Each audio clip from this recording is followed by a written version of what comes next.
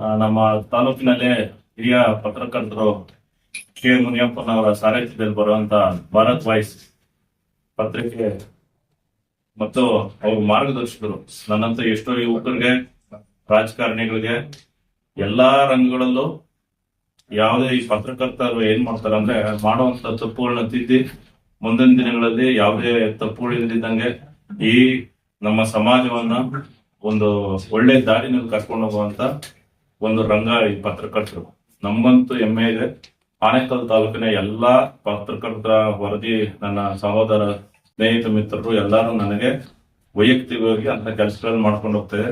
ಅದರಲ್ಲೂ ಮುನಿಯಪ್ಪ ಅವರು ಅಷ್ಟೇ ನಂಗೆ ಎಲ್ಲಾ ವಿಚಾರದಲ್ಲೂ, ರಾಜಕೀಯವಾಗಲಿ, ವ್ಯವಹಾರ ಆಗ್ಲಿ, ವ್ಯಾಪಾರ ಆಗಲಿ, ಎಲ್ಲಾ ವಿಚಾರದಲ್ಲೂ ನಮ್ಮ ಸಮುದಾಯದ ಹುಡುಗ, ನನ್ನ ದಲಿತ ಸಮುದಾಯದ ಹುಡುಗ ಅನ್ನೋ ನಿಟ್ಟಿನಲ್ಲಿ ನಾವು ಚೆನ್ನಾಗಿರ್ಬೇಕು ಅಂದ್ಬಿಟ್ಟು ನನಗೆ ಒಳ್ಳೆ ಕಾರ್ಯಕ್ರಮಗಳನ್ನ ಕೊಡ್ತಾ, ನನ್ನ ಪ್ರಚಾರ ಮಾಡ್ತಾ, ತಾಲೂಕಿನಲ್ಲಿ ಒಳ್ಳೆ ಕೆಲಸನೇ ಮಾಡ್ಕೊಂಡು ಹೋಗುವಂತ ಹೇಳ್ತಾ, ತಪ್ಪು ಮಾಡ್ದ ಕಿವಿ ಹಿಂಡ್ತಾ ಎಲ್ಲ ಮಾಡ್ಕೊಂಡು ಬಂದಿರ್ತಾರೆ. ಅದೇ ರೀತಿ ನಾರಾಯಣಪ್ಪನವರು ಅಷ್ಟೇ ಎಲ್ಲೇ ಸಿಗ್ಲಿ ನನ್ನ ಪರವಾಗಿ ಮಾತಾಡುವಂತದ್ದಲ್ಲಿ, ನಾನು ಎಲ್ಲೇ ಸಿಗ್ಲಿ ನಮ್ಮನೆ ಮಗ, ನಮ್ಮ ಮಗು ಅಂತ ಮಾತಾಡೋದಾಗ್ಲಿ ಹಿರಿಯರಿದ್ದಾರೆ. ಅವ್ರು ಎಷ್ಟೋ ಜನ ತಾಲೂಕಲ್ಲಿ ಎಷ್ಟೋ ಜನ ನಾಯಕರು ನೋಡಿದ್ರೇನು ನಮ್ಮಂತ ನನ್ನನ್ನು ನೋಡಿದ್ರೆ ಇವತ್ತು ನನಗೆ ತುಂಬಾ ಇಷ್ಟ ಪಡ್ತಾರೆ. ಎಲ್ಲಾ ಪತ್ರಕರ್ತರ ಬಂಧುಗಳು ನಮ್ಮನ್ನ ಇಷ್ಟ ಪಡ್ತಾರೆ. ನಾನಿವತ್ತು ಈ ಯನ್ನಗರ ಪಂಚಾಯತಿನಲ್ಲಿ ಏನು ಸಾಧನೆ ಮಾಡಿದ್ದೀನಿ ಅಂತ ನೀವೆಲ್ಲ ನನ್ನನ್ನು ಗುರ್ಸಿದಿರೋ, ಇದಕ್ಕೆಲ್ಲ ಕಾರಣ ಅಂದ್ರೆ ನನ್ನ ಕಾಂಗ್ರೆಸ್ ಪಕ್ಷ ನಾವು ಅವತ್ತಿಂದನೂ ಪಾರ್ಟಿಗೆ ದುಡ್ಕೊಂಡ್ ಬರ್ತೀರಿ, ಪಾರ್ಟಿನಲ್ಲಿ ಇರ್ತೀರಿ. ಅದರಲ್ಲಿ ನನ್ನ ಮಾರ್ಗದರ್ಶಕರು, ನನ್ನ ನಾಯಕರಾದಂತ R.K. ರಮೇಶ್ ಅವರು ನನ್ನ ರಾಜಕೀಯವಾಗಿ ಮುಂದೆ ತರ್ತಾರೆ. ನನ್ನನ್ನ ಈ ಪಂಚಾಯತಿನಲ್ಲಿ ಸದಸ್ಯರಾಗಿ ಮಾಡ್ತಾರೆ, ಎಲೆಕ್ಷನ್ ಮಾಡ್ಕೊಡ್ತಾರೆ. ಅದಾದ್ಮೇಲೆ ಅವಿರೋಧವಾಗಿ ಜನರಲ್ಲಿ ನನ್ನನ್ನ ಆಯ್ಕೆ ಮಾಡ್ತಾರೆ. ಜನಗಳು ಸೇವೆ ಮಾಡ್ಲಿ ಅಂದ್ಬಿಟ್ಟು ನಮ್ಮನ್ನೆಲ್ಲ ಮುಂದೆ ಬಿಡ್ತಾರೆ. ಅದರೊಟ್ಟಿಗೆ ನಮ್ಮ ಬೆಳವಣಿಗೆ ಸಹ ಅವರೇ ಜೊತೆನಲ್ಲಿ ಇದ್ದು ಕಾಯ್ಕೊಂಡು, ನಾವು ಇವತ್ತು ಏನ್ ಸಾಧನೆ ಮಾಡಿದ್ರು ಅದರಲ್ಲಿ ಅವರ ಪಾತ್ರ ಜಾಸ್ತಿ ಇರುತ್ತೆ. ಹಾಗೆ ನನ್ನ ರಾಜಕೀಯವಾಗಿ ನಮ್ಗೆ ಡಿ ಕೆ ಶಿವಕುಮಾರಣ್ಣವರಾಗ್ಲಿ, ನನ್ನ ಡಿ ಕೆ ಸೂರ್ಯಣ್ಣವರಾಗ್ಲಿ, ರಾಮಲಿಂಗ ರೆಡ್ಡಿ ಸಾಹೇಬ್ರಾಗ್ಲಿ, ಅವರ ಮಾರ್ಗದರ್ಶನದಲ್ಲೂ ಸಹ ನಾನು ಕೆಲಸ ಮಾಡಿಕೊಂಡು ಅವರ ಮಾರ್ಗದರ್ಶನದಂತೆ ಈ ಪಂಚಾಯತಿನಲ್ಲಿ, ಈ ಬೆಂಗಳೂರು ದಕ್ಷಿಣ ವಿಧಾನಸಭಾ ಕ್ಷೇತ್ರದಲ್ಲಿ ಕೆಲಸ ಮಾಡ್ಕೊಂಡ್ ಬರ್ತಾ ಇರ್ತೀವಿ. ಆಮೇಲೆ ನಮ್ಗೆ ತುಂಬಾ ಸಹಾಯ ಮಾಡ್ತಾರೆ ನಮ್ಮ ಆನೇಕಲ್ ಕ್ಷೇತ್ರದ ಜನಪ್ರಿಯ ಶಾಸಕರಾದ ಬಿ ಶಿವಣ್ಣ ಅವರು. ಅವ್ರು ಯಾವಾಗೂ ನಮ್ಗೊಂದು ಮಾತು ಹೇಳ್ತಾ ಇರ್ತಾರೆ, ಜನಸೇವೆ ಅನ್ನೋದು ಪ್ರಾಮಾಣಿಕವಾಗಿರ್ಬೇಕು.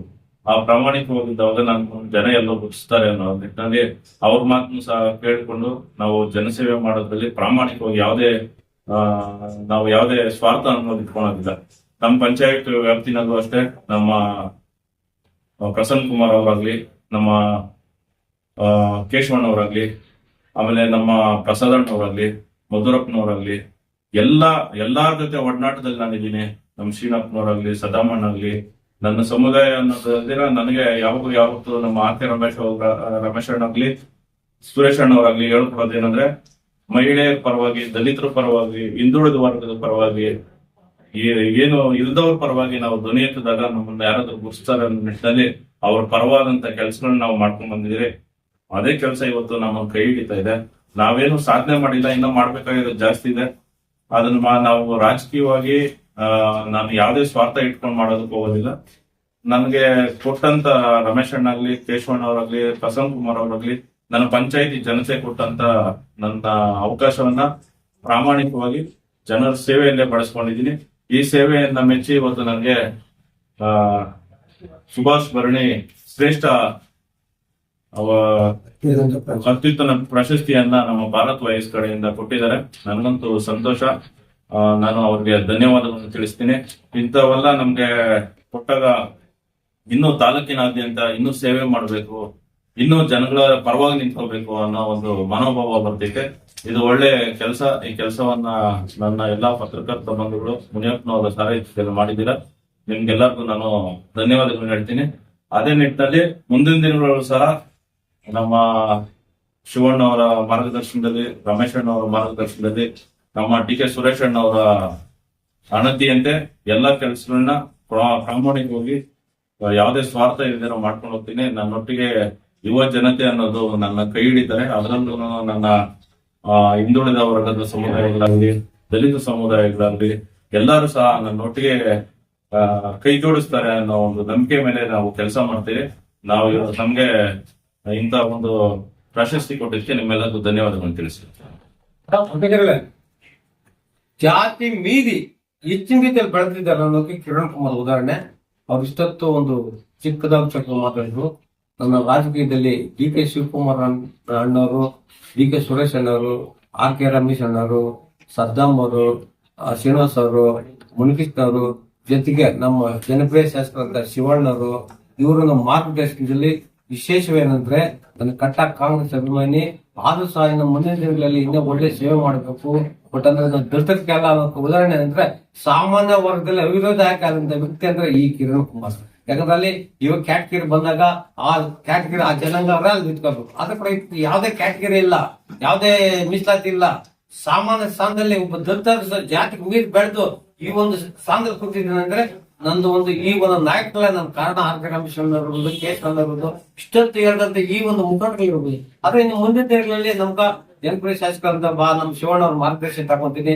ನಮ್ ಸೂರ್ಯಣ್ಣವರು ಇದಾರೆ, ಆರ್ ಕೆ ರಮೇಶ್ ಇದಾರೆ, ನಮ್ದೇ ಅಂತ ಒಂದು ಸರ್ಕಾರ ಇದೆ. ಇನ್ನ ಈಗ ಚಿಕ್ಕದಾಗಿ ಅಳಿಲಿ ಸೇವೆ ಮಾಡ್ತಾ ಇದ್ದೀನಿ. ಇನ್ನ ನನಗ ದೇವ್ರ ಆರೋಗ್ಯ ಐಶ್ವರ್ಯ ಕೊಟ್ರೆ ಮುಂದಿನ ದಿನಗಳಲ್ಲಿ ಇಷ್ಟು ರೀತಿಯಲ್ಲಿ ಸೇವೆ ಮಾಡ್ತೀನಿ ರಾಜಕೀಯ ಅಂತ ಹೇಳ್ತಾರೆ. ಜೊತೆಗೆ ವಿಶೇಷ ಏನಂದ್ರೆ ಇನ್ನೇ ರಾಜಕೀಯದ ಉನ್ನತ ಸ್ಥಾನಕ್ಕೆ ಹೋಗ್ಲಿ, ಒಳ್ಳೊಳ್ಳೆ ಸ್ಥಾನಕ್ಕೆ ಮೇಲೆ ಇರಲಿ, ಕಾಂಗ್ರೆಸ್ ಪಕ್ಷದಲ್ಲಿ ಇವ್ರ ಸ್ಥಾನಮಾನ ಸಿಗ್ಲಿ, ಬಟ್ ಇಂಥವ್ರಿಗೆ ಬೆಳೆಸಿ ಅಂತ ಕಾಂಗ್ರೆಸ್ ಪಕ್ಷ ಮುಖಂಡರಲ್ಕ ನಾಯಕರಲ್ಕ ನನ್ನ ಭಾರತೀಯ ಪತ್ರಿಕೆ ಮುಖಾಂತರ ಅವ್ರಗ ಮನವಿ ಕೇಳ್ಕೊತದೆ. ಧನ್ಯವಾದ.